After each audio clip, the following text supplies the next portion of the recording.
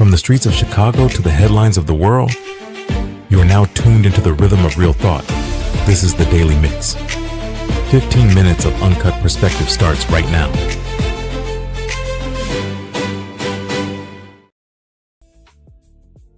Welcome back to the Daily Mix, y'all. I'm your host, Omari Jahi, and I want to thank you for tuning in, with me for this 15 minutes today. We will be covering a topic today that most people think about but never really talk about out loud, and that's death. When a life is cut short, our immediate instincts is to look up and ask, why did you do this?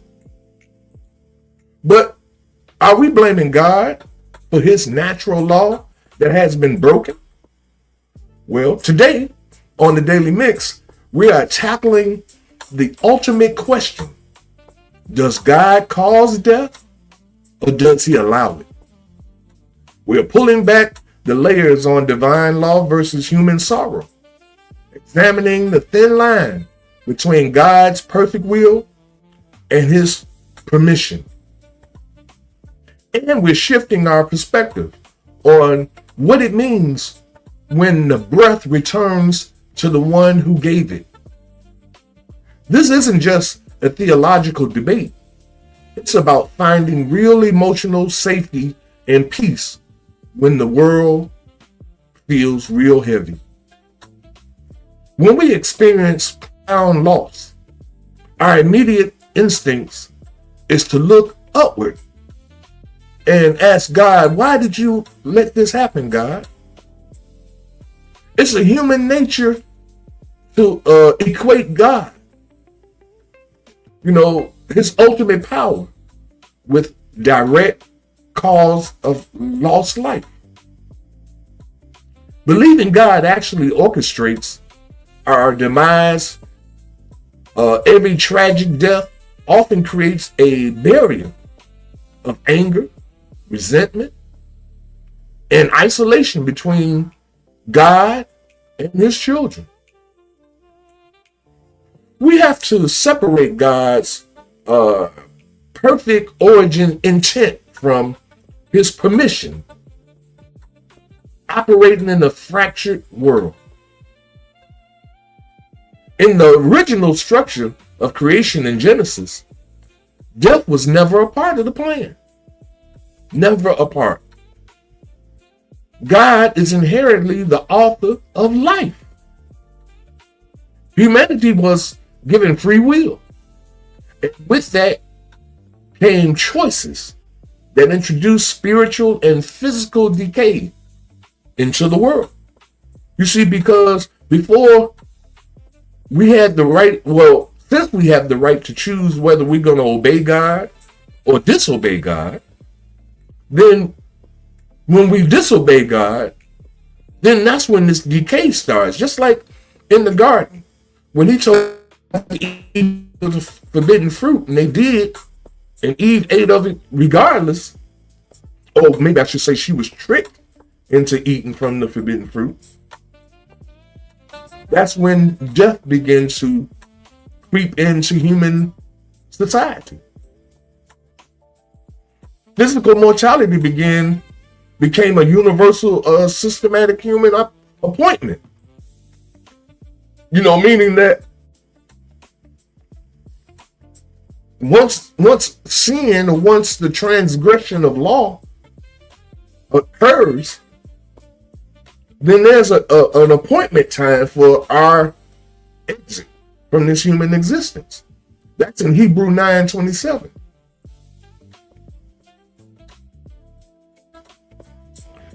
It's not a series of individual spontaneous execution by a divine hand. God ain't just spontaneously saying, okay, today's your day to die. No, you got a week. No, God ain't involved in all of that.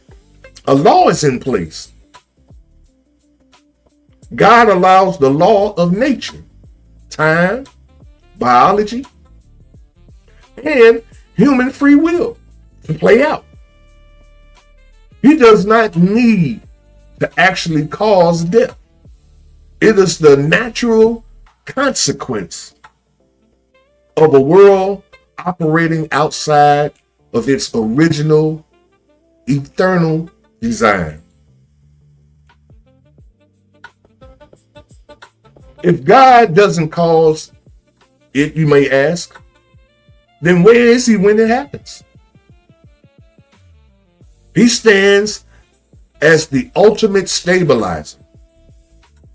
He doesn't pull the trigger on our days, but he does maintain the ultimate boundaries over them.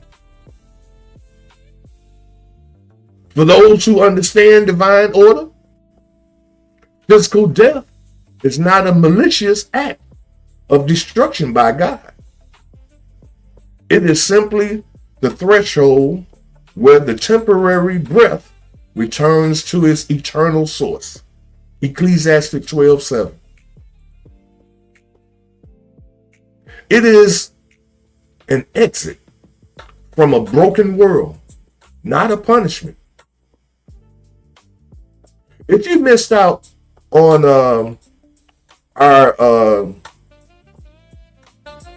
our episode for your third eye only, entitled Reincarnation and Everlasting Life, y'all need to go check that out. Go back and check it out, because we go into details about death and why we really never die. I remember Jesus said something about that was the last thing that we as humans need to overcome. Death. So go back and check that out. It's on our Facebook page. It's on my YouTube channel. So just scroll back and check it out. But God created us and gave us universal law to govern us, just like mankind has created laws to govern us. The Ten Commandments stands as a condensed version of the universal laws that governs the entire universe. When we implement our free will and make decisions not to adhere to our God-given laws, we face a consequence called death. Now, let me give you an example. When we choose to disregard the dietary laws God put in place for us as humans, the consequences of that decision can manifest itself in our lives as cancer, diabetes, high blood pressure, heart disease. Now, that's just dealing with our diet and the law of dietary laws that God gave us when he said all of the fruits and herbs of the garden as for meat. So when he created us as vegetarians, not meat eaters. So whatever happened that brought us into the attention of eating meat and cooking it and all of that stuff, God wasn't with that. So when we decided that was the route we were going to take, and we were going to be meat eaters, then death, the clock started ticking. That's just about our diet.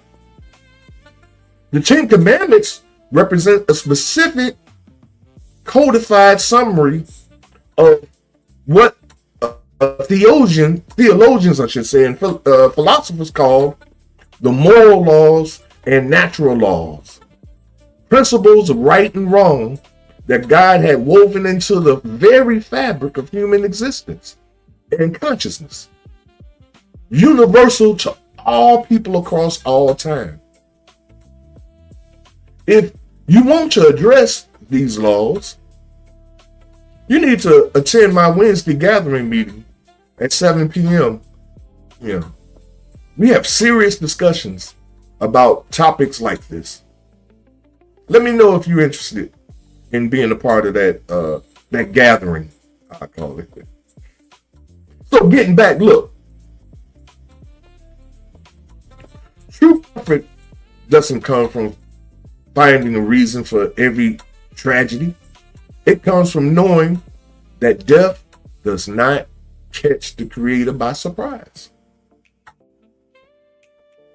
He does not always cause the storm, but he is the anchor when the ground starts shaking. Stop looking at loss as a sign of divine anger and start looking at life to discover those divine laws that we may have overlooked. Let's get back in line with God and pass those moral conditions down to our family so that peace, joy, and happiness may be found in our future. Thanks again for sharing your time with me today. And as we end this week, this is Friday. Yeah, this is Friday. So as we end this week of mixes, be diligent in your pursuit of peace and of mind, and share your findings with others so that where you are, they may also be. This has been the Daily Mix, y'all, and I'm your host, Omari Jahi. We're out here till Monday. Peace. Have a great week. Take care of your mind, take care of your health, and we'll be back in the mix tomorrow at 12 noon. Till then, peace out.